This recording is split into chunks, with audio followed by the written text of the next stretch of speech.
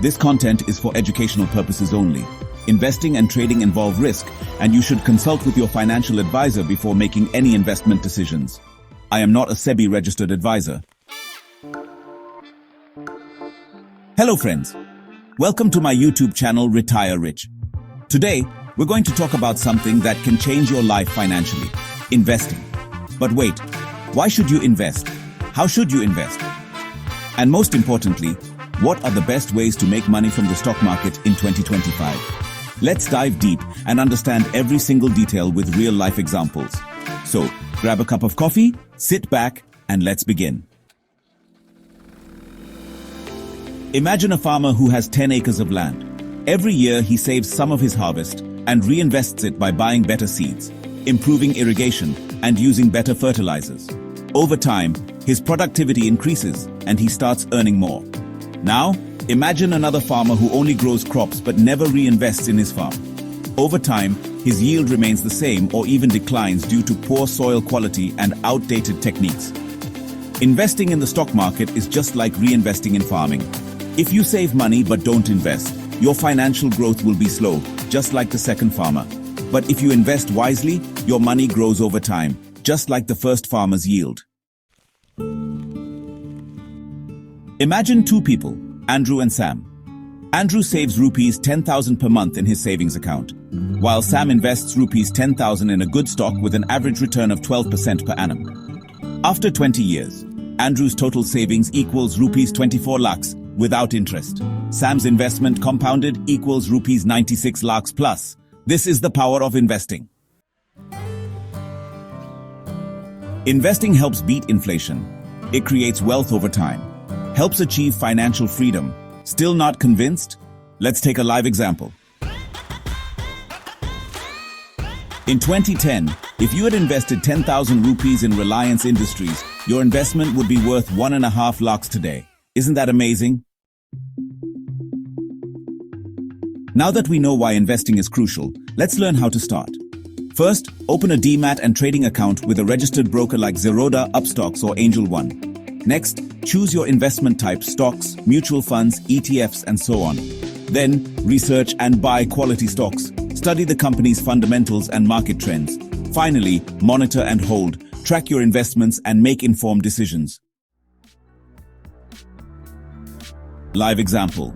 Let's say you want to invest in IT stocks. You can analyze TCS and Infosys by looking at their revenue growth, PE ratio, and market trends before making a decision. The stock market has two major activities: investment and trading. Investment means long-term wealth creation, for example, buying HDFC Bank shares and holding for more than 10 years. Trading, on the other hand, is short-term profit-making, such as buying and selling Nifty 50 in one day. These are the key differences between investment and trading. Many people confuse investing with trading, but they are fundamentally different approaches. Let's understand the key differences. Investment and trading are two distinct approaches to participating in financial markets. Both involve buying and selling assets like stocks, bonds, commodities, and cryptocurrencies, but they differ in strategy, time horizon, risk, and objectives. Here's a detailed breakdown. First, definition. Investment is a long-term approach where individuals or institutions buy assets with the expectation that their value will increase over time, generating wealth through capital appreciation, dividends, or interest. Trading, however, is a short-term approach where individuals buy and sell assets frequently to profit from market fluctuations. Second, time horizon. Investment typically spans years or decades. Investors aim for gradual wealth accumulation over time. Trading can be intraday, short-term, or medium-term, focusing on quick gains. Third, risk and reward. Investment generally has lower risk if based on solid fundamentals. Investors rely on the overall growth of companies and economies. Market fluctuations are tolerated as the goal is long-term wealth creation.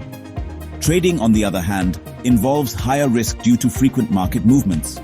Profitability depends on timing the market correctly, and high volatility can lead to significant gains or losses in a short period. Fourth, strategy and approach. Investment is based on fundamental analysis. evaluating company financials, market trends, and economic indicators. It follows a buy and hold strategy, where investors purchase assets and hold them for long-term growth, focusing on compounding returns and dividends. Trading uses technical analysis, such as charts, patterns, and indicators like moving averages.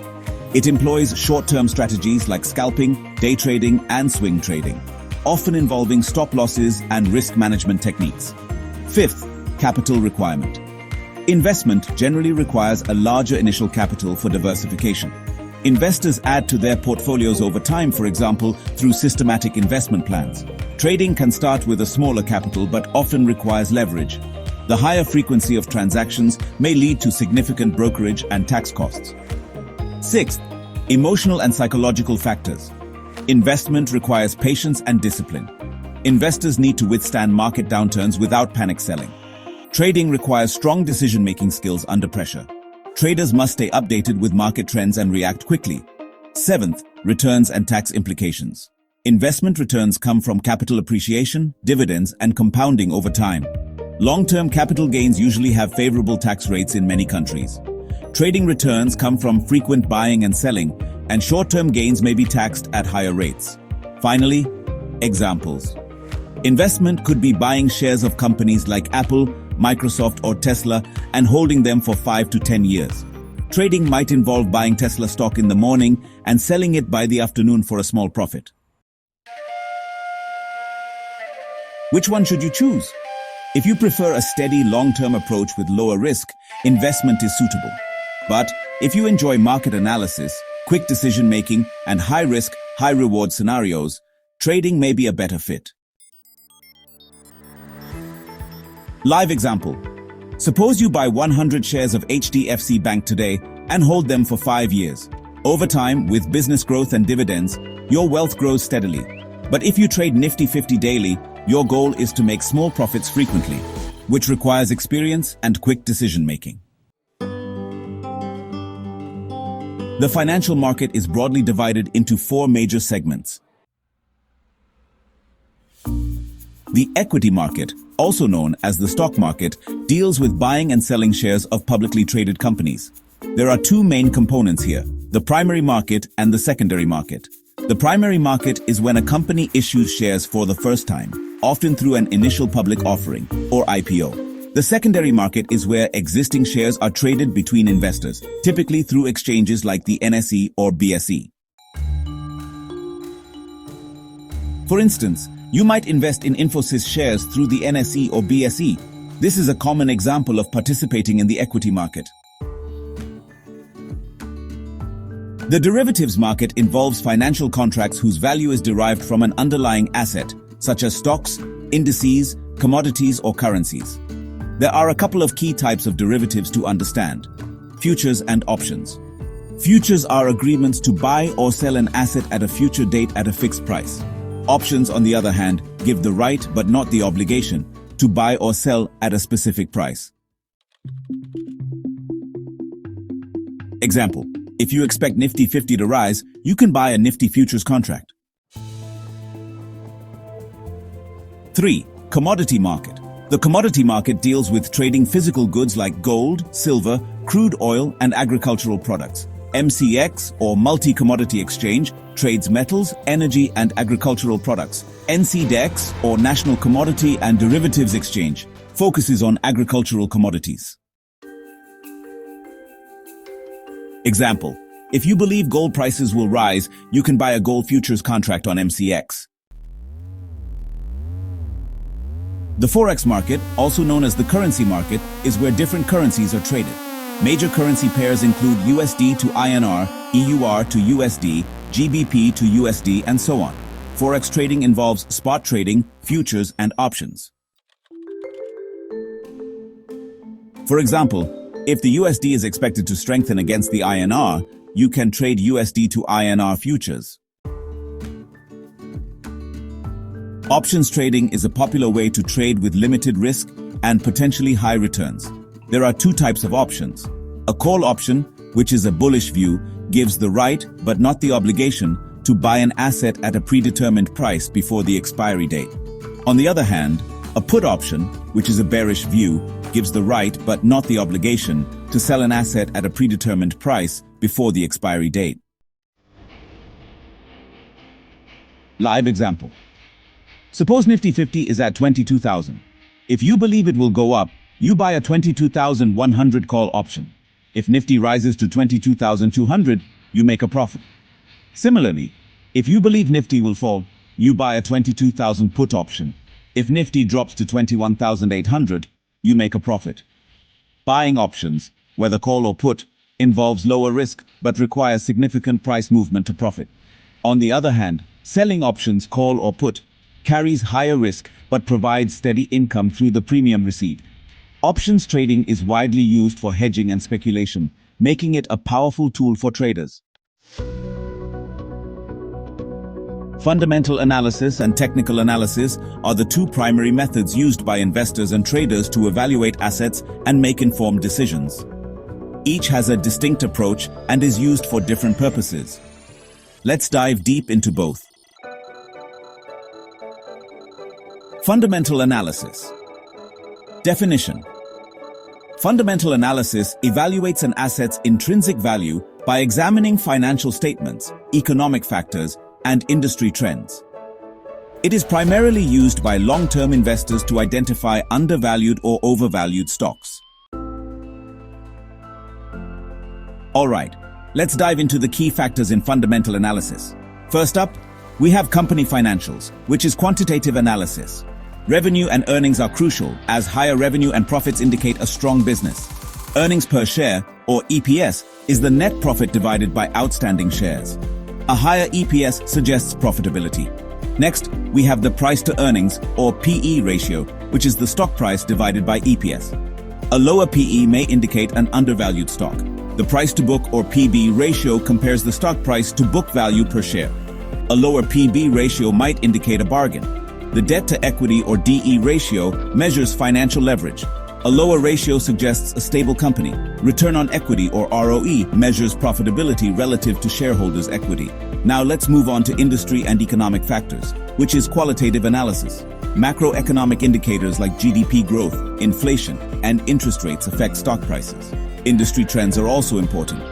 Companies in growing industries like tech or renewable energy may have higher potential. Company management plays a significant role too. Strong leadership and corporate governance contribute to success. Finally, competitive advantage is key. A company with a unique selling point, like Apple's brand loyalty, is a strong contender. Now let's look at an example of fundamental analysis. Let's analyze Apple Inc. or AAPL. Alright, let's break it down. Apple's revenue is over $400 billion, which is high and growing. Their EPS is $6.50, indicating strong profitability. The PE ratio stands at 25, which is moderate, showing that investors expect growth. Apple's return on equity is 50%, which is high and shows strong returns to shareholders.